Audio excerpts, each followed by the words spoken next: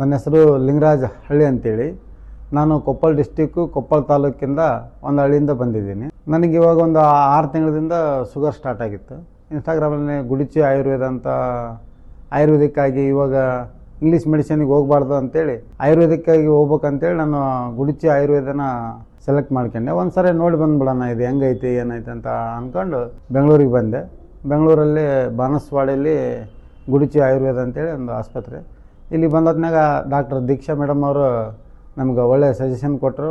ಅವರು ಏನು ಹೇಳಿದ್ರು ಆ ಟೈಪ್ ನಾವು ಮಾಡ್ಕೊಂತ ಹೋದ್ವಿ. ಇವಾಗ ನನಗೆ ಇಲ್ಲಿ ತೋರ್ಸ್ಕೊಳಕತ್ತಿ 2ರಿಂದ 2.5 ತಿಂಗಳಾಯಿತು.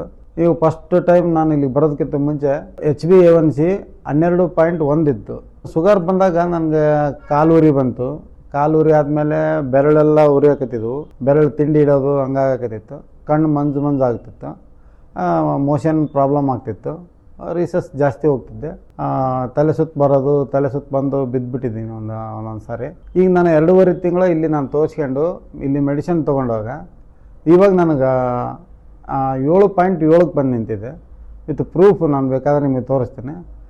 7.7ಕ್ಕೆ ನನಗೆ HbA1c ಬಂದಿದೆ.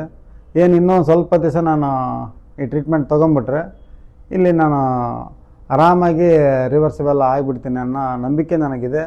ಆ ಥರ ಇಲ್ಲಿ ಸಪೋರ್ಟ್ ಮಾಡ್ತಾರೆ ಡಾಕ್ಟರ್ಸು, ಎಲ್ಲ ಥರದಿಂದ ಎಲ್ಲರೂ ಸಪೋರ್ಟ್ ಮಾಡ್ತಾರೆ.